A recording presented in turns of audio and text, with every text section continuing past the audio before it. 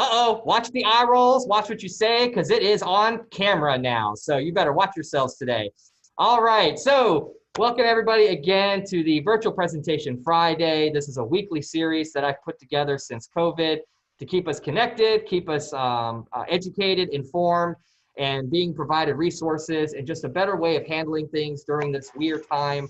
And so we've gotten some really amazing speakers. I appreciate everybody that's been continuing to join in on these weekly events and presentations. So thank you all so much. And today we have our exclusive sponsor, which is Matchwell. And Rachel Nader is their representative today with her good counterpart and helper and assistant, Oliver, who probably makes more than Rachel does. And they're going to introduce themselves and share about what Matchwell does, and then she will hand it over to Nancy, and Nancy will then take the screen. So Rachel, it's all yours, and I will mute myself now. Yes, and as soon as I go over that 3 minutes, he's going to pull the plug, so I got to go fast. For those of you who are connected with me on LinkedIn, you will know that I keep it raw, I keep it real. I have my kids on a lot of times just because a lot of us are navigating this new normal and have created a new normal, which means we're bridging the gap between work life and parenthood, and we're doing it and we're killing it. Not really. So Oliver's on today because he's home from school. But, you know, I'm passionate about working for Matchwell because I've been on a journey ever since I started in senior living 12 years ago to honestly find balance between motherhood, being married for almost 10 years, and work. And the balance is always like this. And so when Matchwell approached me, I was coming out of the stay-at-home mom life. They said, you know what? We offer unlimited PTO and flexibility for working parents, but more importantly, we're taking flex work, really being the voice for millennials and retirees, and we're bringing that to the clinical setting. What we're going to do is we're going to provide really everybody in healthcare and now school districts a part of untapped talent, meaning flex, stay-at-home moms, stay-at-home dads, people, clinicians who are retired that have work, but they can't. So we provide a steady stream of care staff and nurses to senior living communities. That's really my zone because I've been in senior living and love it for over a decade. And in turn, we help communities offset overtime and agency, which is a huge thing right now. So I brought Mr. Oliver on today to champion that I'm a working mom and a millennial, and I will never leave senior living in some capacity or the other, but join my journey on LinkedIn if you care to be a part of the journey. I'm here today opening up for Nancy King, who in the last 3 minutes of talking before you all joined, we discovered we have a million things in common, and we're going to talk offline. But I want to formally introduce the wonderful Nancy King, who will also be singing during the Q&A for anyone who's interested. Nancy, go ahead and share your screen and let's dive in.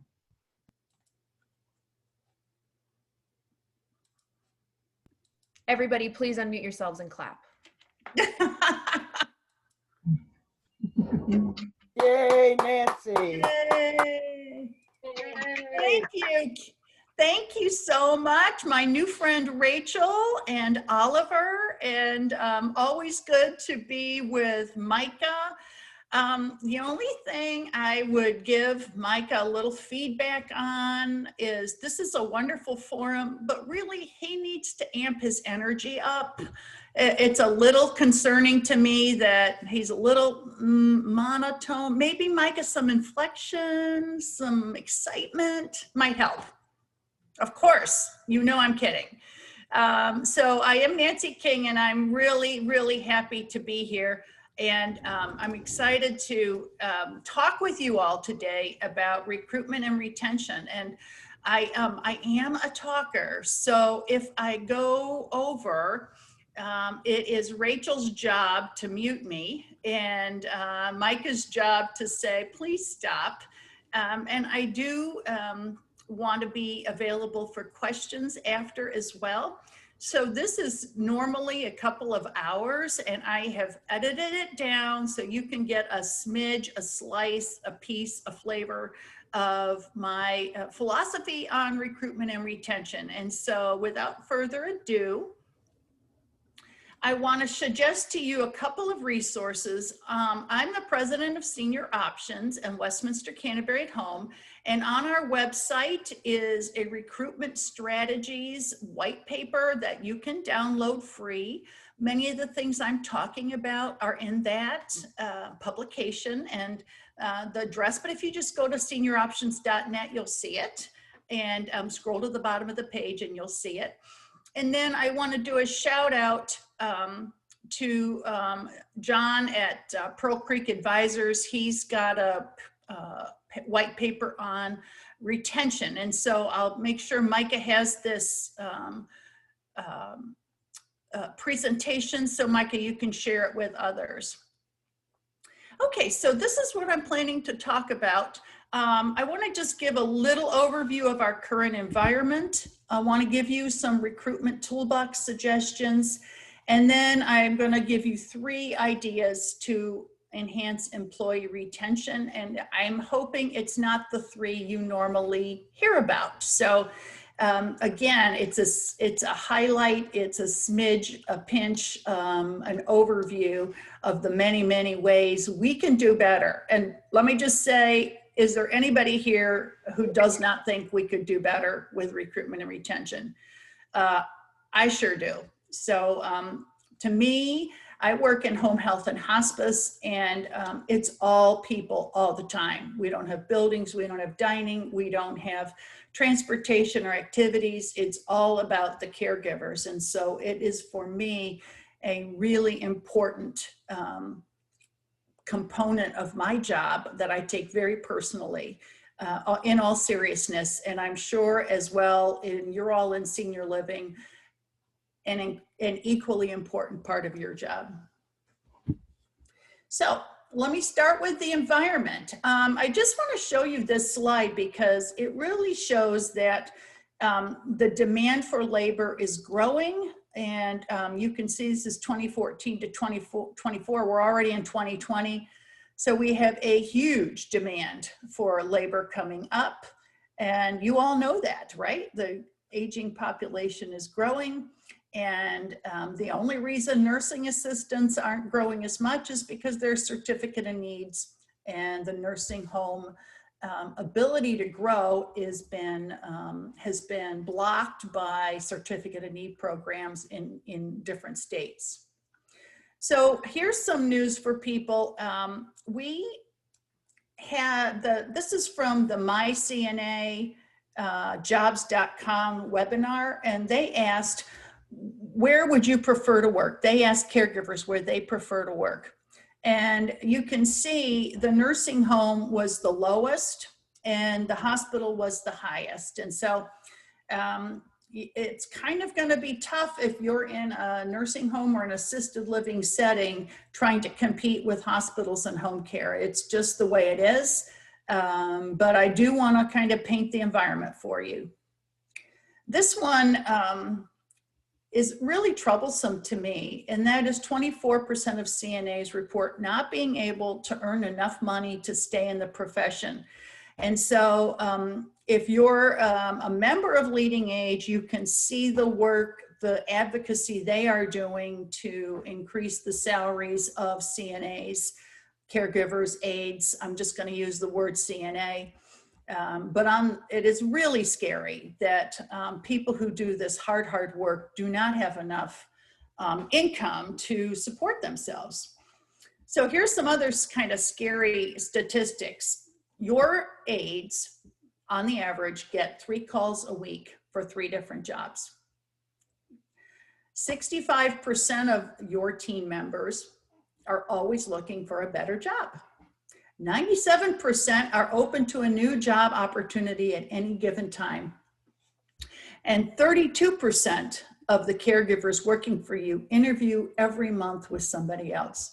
So I wanted to point that out because that's pretty striking statistics, but that's our environment. So we really can't be effective unless we take it seriously. As far as employee engagement, I'm sure you've seen this Gallup poll that says that 65% of workers are not engaged. Holleran, which is the non-for-profit benchmarking survey company, 47% are engaged. So higher engagement in the nonprofits, but we still have this 45 to 65% turnover, which is just not good. I mean, it's just not good. We know for a fact that lower turnover is a key ingredient to resident care. All right, so here's our recruitment toolbox, and here are a few things I will be sharing with you today. We're going to talk a little bit about social media. We're going to talk about events, job search websites, employer branding, the candidate experience, networking and external relationships. One of my pet peeves, job design, and culture and employee engagement. So we're going to talk about these as tools in our recruiting toolbox. So first of all, let's talk about social media. If you leave this presentation, I hope you will go on your website and look at how you are appealing to applicants. So what applicants do, they don't apply right away. They look at your website. 60% will look at your website. And then they're going to read up on your company, maybe check your other social media. 79% of job seekers use social media. So we've got great social media and great websites for attracting residents. We need to do the exact same thing to attract applicants. There's just no way around it. So if you have a snazzy website for your residents or to attract residents, you need a snazzy website to attract applicants. So here's a couple examples of some social media. The first one on the left of your screen is Warm Hearth Village. And the reason I like this is because it shows that the employee, who is the younger woman of the two, is delivering food to some of the residents of a low-income seniors building. And the reason I think that's important is it really shows that it's more than just a job. It's a mission, it's a calling, and that this organization allows their employees to not only just do their job, but to go above and beyond and help the community. This middle one is a LinkedIn, and you can see, I think this is a great post for LinkedIn. It has really happy employees, diverse employees, and cute signs and great tags. So it's got a lot of the elements. Now we know that LinkedIn tends to be more for professionals, but it's good to build your brand on LinkedIn. And then I love to give this suggestion. How many of you have seen your reviews on Glassdoor? This is really important because former and current employees are writing reviews of your company on Glassdoor, and your applicants are going to go on Glassdoor and they're going to read their comments. So if you have 3 negative comments, the employee or the prospective employee may not continue with their search, or they may not put in that application if they see they're bad. So what you want to do is every single bad review you want to write a follow-up to, and you want your employees to rate the company and post good reviews. So you want to balance that out. And I'm going to come back to Glassdoor in a minute, but please monitor that. So I mentioned the website, and what I've done is I've been on a lot of websites in senior living and senior care. And the first thing I try to do is figure out where the career section is. And truth be told, sometimes the career section is all the way at the bottom in teeny type, or all the way at the top in teeny type. So I'm showing you Westminster, Canterbury, Richmond, and their placement, because you can see right on their home page, you can go to their career section and click through and get all their information. So it's really important that your career section is easy to find on the home page. Period, end of story. If they have to hunt for it, remember they're getting all these calls. People aren't going to do that. You're going to want to keep your job ads fresh. A lot of times people will see the same ad over and over again, and they'll think, well, they filled it and didn't take it down, or, oh gosh, they can't get anyone to take that job. So you want to refresh every 15 days, and you want to shake it up, maybe change the language, change the order. If you run multiple ads and interchange them, that will also help for those positions that you're always recruiting for. You want to keep a fresh look. You don't want to look like the same ad as on the job boards every week. What I like about the website is it gives you a chance to do employee testimonials and videos. Now, the most important thing is not that they're slick or professional. The most important thing is they're short and compelling. So you want to take an employee who's representative of the job you're looking for and ask the question, why do you like working here? Or why would someone like to work here? And let them answer for a minute or 30 seconds. Then that video, again, not polished, not perfect, can go on your social media as well as on your websites. And then, of course, there's so much to the employee life at a company, and especially ours. We do so much with our employees, and so you really want to promote that. Do you have a summer picnic? Are you doing a food drive for the less advantaged in your market? Show your employees in action and in action shots, not just doing their job, but having fun. Show them being collegial and friendly with each other, and show them doing good. Okay, so this little thing, a job ad should not be a job description.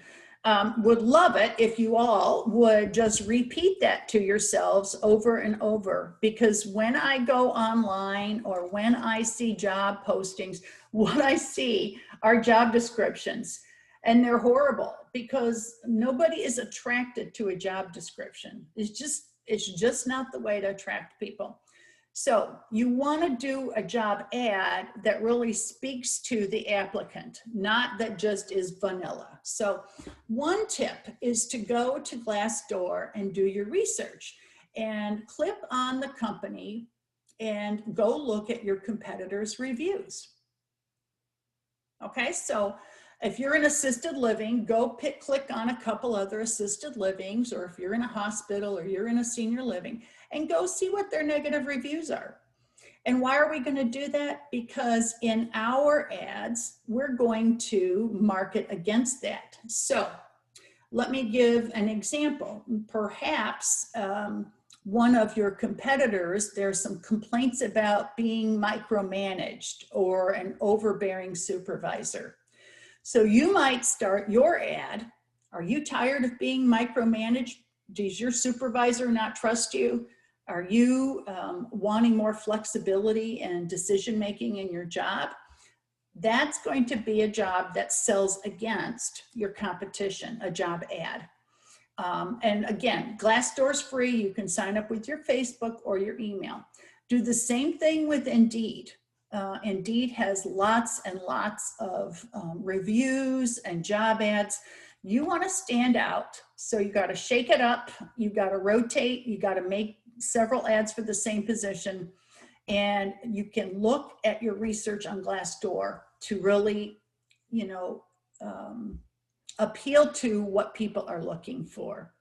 And then, as I mentioned, ask your employees what they love about their job, the location, working for the company. And that is so important to have all over your social media and in your website. And then if you want a job description or a better job description, I've put a resource here for you. betterteam.com has some great resources on job ads and job descriptions, and a tool that you can use.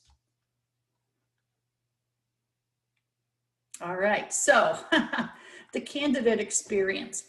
So you mostly have residential living in the audience. And so when you have a prospective resident, I want you to think about what you do. Somebody wants to come in, how do you treat them? What do you do? How do you talk to them? How do you roll out the red carpet? And if my experience in senior living is anything like yours, it's a wonderful experience. That prospective resident gets the best of the best. Maybe they are ushered in, met at the door, escorted to an office, you chat a little bit, offered some snacks. Maybe they come to lunch at your community in the old days, sorry. They're given a tour and they're really made to feel like a VIP. And so I think it's really important that you roll out the red carpet for your applicants. So we worked on getting them to apply. Now, 28% of applicants report, I'm on the third bullet, that the most important factor is in accepting a job is how comfortable they felt while they were at your location. And by the way, this study, only 38% of our candidates were offered something to drink during their interview. So I know for a fact that everybody in this audience can make people feel comfortable and offer them something to drink. I just know it. And so let's bring that ridiculous statistic up. And let's give people the dignity and the respect for coming in and meeting with you. So you're gonna roll out the red carpet. I also want to encourage you to add some other caregivers to the interview process or the tour process, because 87% of applicants are more interested in working with you if they have a chance to interact with your team. Now that doesn't mean they have to have a full interview, or you don't have to pull, 5 people off the floor. But what it does mean is maybe you have a daily huddle and maybe the applicant, stops by and is introduced and everybody says hi, or maybe they're taken to an activity and the activities or the life enrichment folks are able to say, welcome, that sort of thing. A little bit of a feel for how friendly your team is. And then the first bullet, the most important thing is, and this is just pathetic, because if you have experience like I have seen, there are stacks of applications in your applicant tracking system on supervisors' desks waiting for somebody to take action.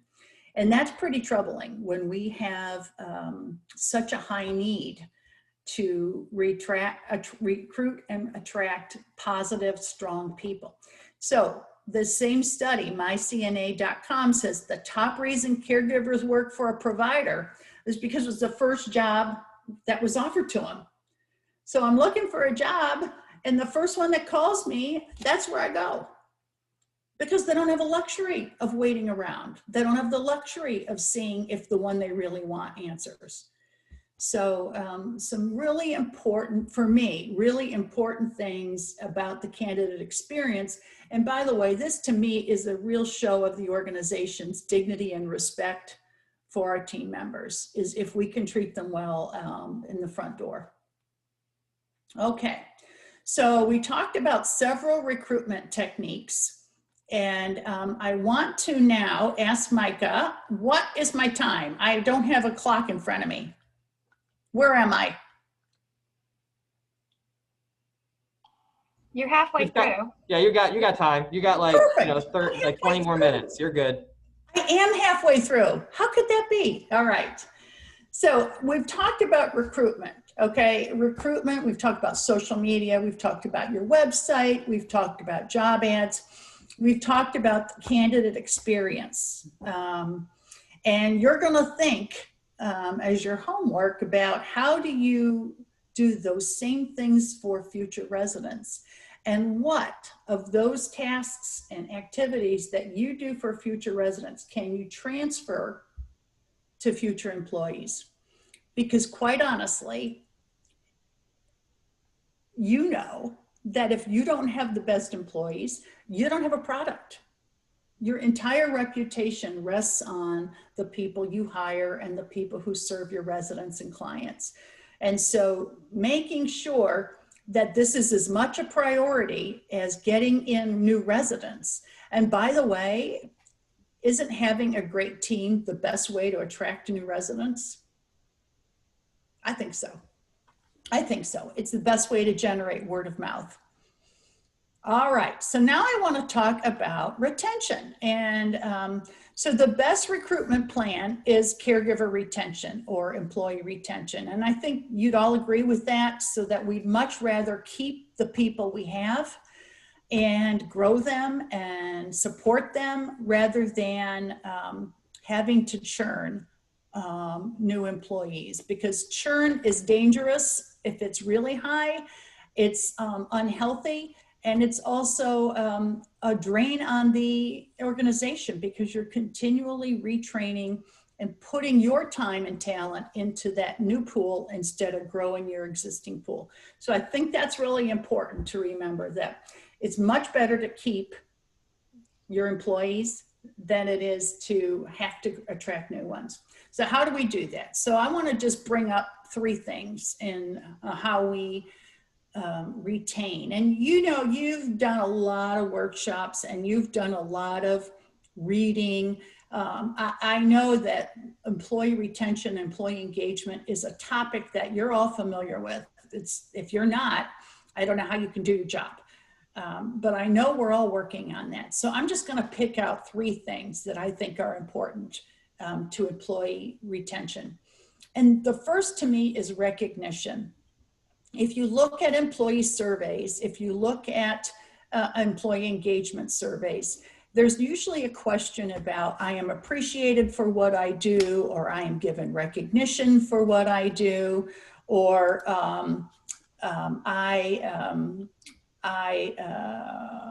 somebody notices or gives me a performance review. So it's an important part, and I'm a very big proponent of employee recognition. And I call your attention to the quote on the left: "Attention is the rarest and purest form of generosity." It's also hard to do, because to do recognition right, you have to really be paying attention. You have to really see what your employees are doing and catch them doing it right.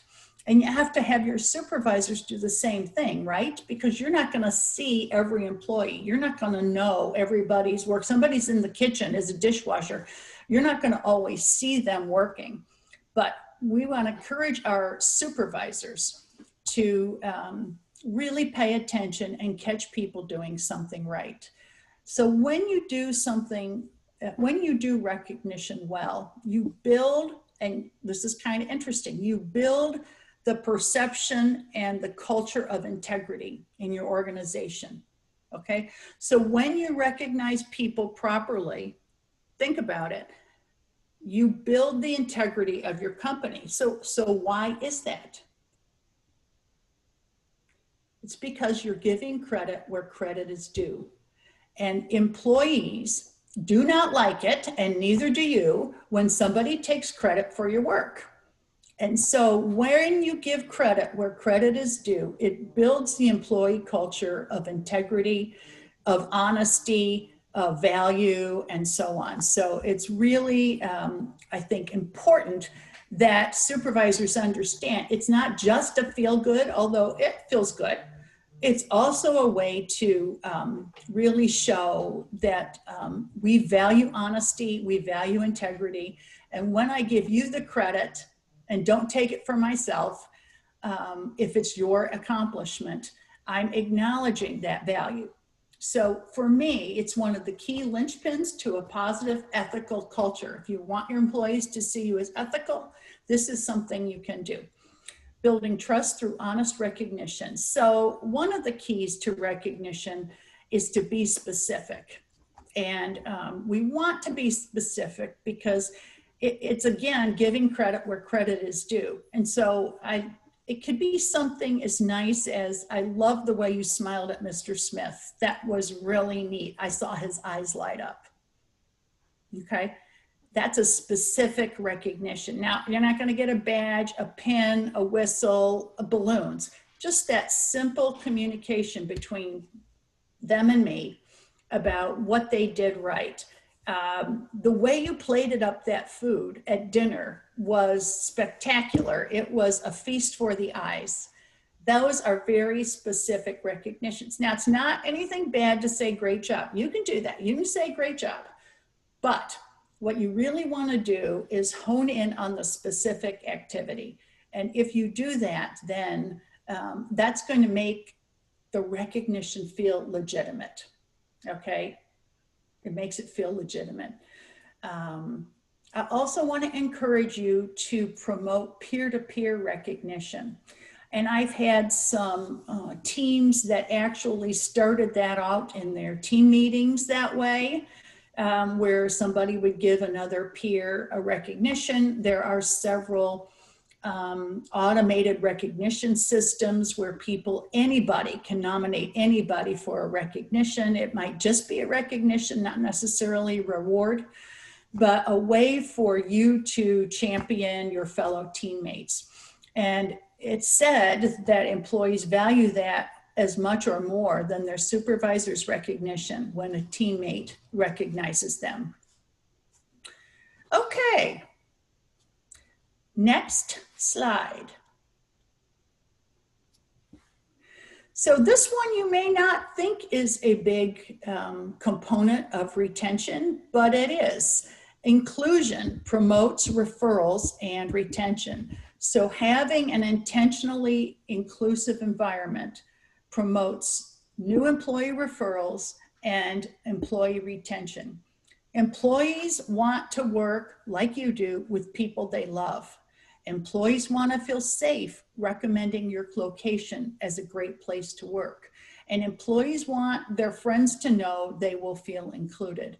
And so if you want a great culture and a culture of recognition and a culture of inclusion, then what you need to do is really promote inclusiveness. And that means it is safe for someone who looks at your population and sees all white residents and they're not white to work there. It's safe for somebody who is gay to come into your CCRC and work. So if you show that intentional inclusion and people feel safe, they will tell their friends. And that happens time and time again. So how your company is done in diversity also helps. So diversity is that representation where your leadership is reflective of the community and the larger community it serves. But people stay when they come because, yeah, they see someone like me. And you can use that phrase, someone like me. I'll tell you a story. When I started working, I went to one of the administrative boardrooms at the company, and there were probably 20, 30 pictures on the wall of all the board chairs and CEOs in the past. And every single one of them, but one, was a white male. So how does a young woman feel when that's what they see? Right? And so look at your environment and look at your team and say, how do we make this place inclusive for everybody? How do we make it so that you can be you in our environment? And how do we make it so that when someone new joins, they can say, is there anybody like me here?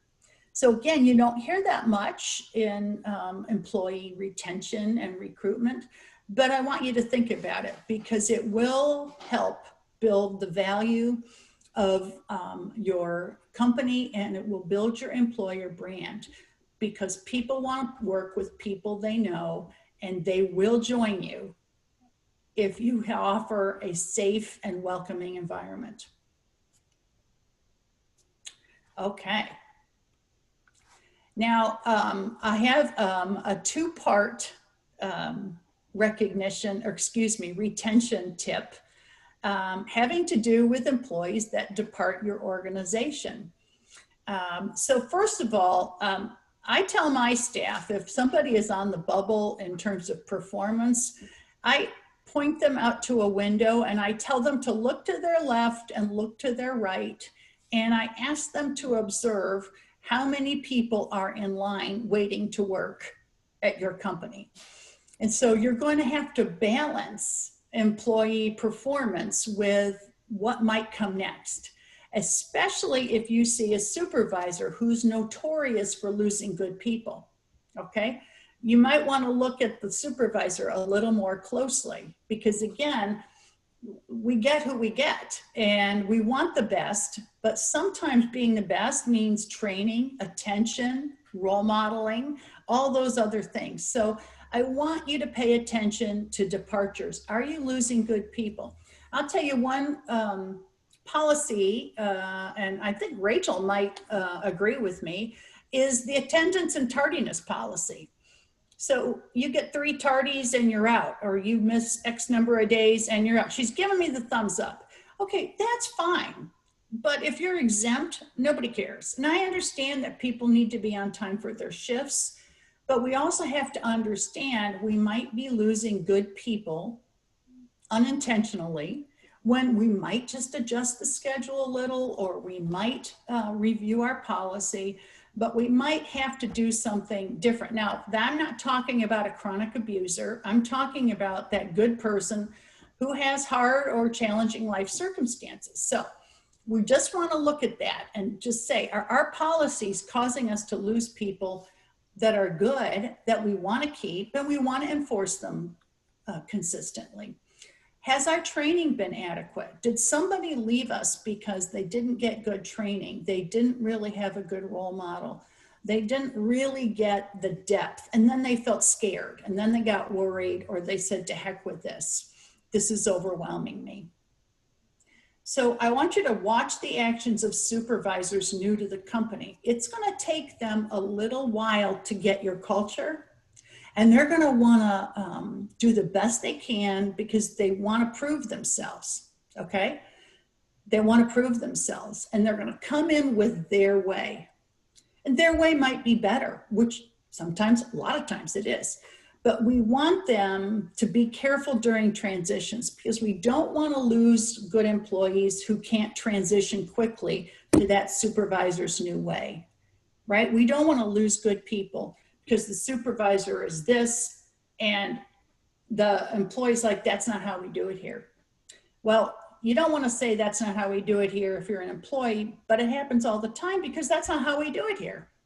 So we got to help our new supervisors not come down too harsh or too directive when they want to implement something new, because we want to hold on to those people, even if it takes them a little longer to adapt, if they're good. If they're good. If they're not going to adapt and it's just an ego thing, then that's a different story. So let me tell you an example of one community in Kansas that a CCRC, and the CEO has determined that every single termination will be reviewed before it's implemented. And that's because he wants to be sure we're being fair and we're giving the employees a fair shake, and that the supervisor isn't trigger happy. Okay, now I know a lot of our business is the opposite of trigger happy, but there's always a couple supervisors who, nope, they're not doing it right, they gotta go. And they're really quick to judge. So pay attention to departures. And the last thing I wanna talk about in terms of retention is red carpet in, red carpet out. So we get our new employees, and I've talked about rolling out the red carpet to them. I want you to do the same when your employees who resign. Why? Accept the resignations with grace and goodwill. Ask the departing employee to continue to be your advocate. You want to keep that door open for departing employees. So they may have had a conflict with a supervisor, or they found a better offer. What you don't want to do is get mad at them or badmouth them. If you do, your other employees are listening. So I want to make that really clear. When you have somebody leave your employ, and I'm not saying you have to throw a party for them, but accept the resignation with grace, goodwill, good luck, we're excited for you, that sort of thing. Okay, that's hard. A lot of supervisors get really angry and say, well, I put all this training into you, and this is how you thank me. And then the employee who was scared to tell you anyway that they're leaving feels even worse. You want to keep the door open for that good employee to return. 15% of my workforce are boomerang employees. Those are people who've left Westminster Canterbury at Home or senior options and returned. We want our good people to return. And sometimes there are pressures on them to do better, go elsewhere, try something else. That's fine.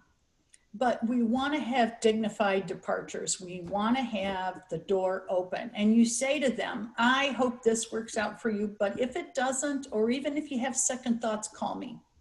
I'd really love to have you back someday.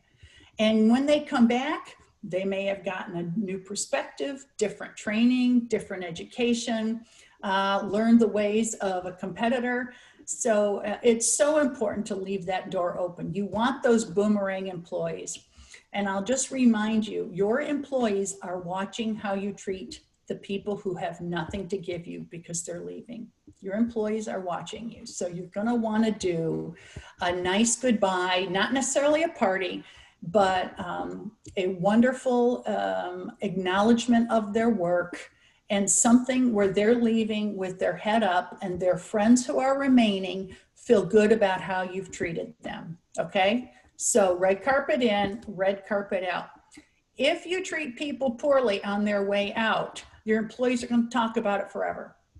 And that will get them. And then when their friend goes to another company, they're going to call them up and say, hey, you should come over here. It's really great. So just remember, it's a friendship network in our business, and we definitely want to be the ones who take the high road. Okay, so this is my wrap-up slide, and my wrap-up slide is taking the Maslow's hierarchy of needs and translating it into recruitment and retention. So, you know, we have the basic needs of every human being, the physiological needs: housing, clothing, food, enough hours, enough pay to get by, to do what they need to do. And then you have the safety needs, mostly employee benefits, transportation, personal safety, those kinds of things. As you move up the chain, love and belonging. Remember, it's such an important need of human beings to feel they're a part of something. So team building, employee events, community connections, just everyday justice, everyday friendliness. And then esteem, going up the triangle, which is like, how do we do recognition? How do we show respect? How do we give people a voice and show them that they're trusting and trustworthy? And where do we train them? We say, hey, you know, I think you could go maybe to a supervisory role. Let's get you started on that.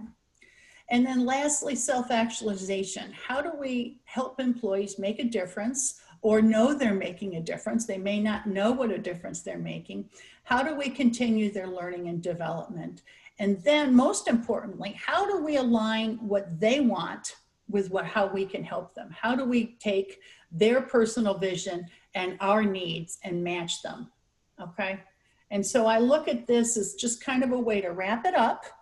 And that is the end of my presentation, Micah, and I would be glad to take questions or do whatever you say.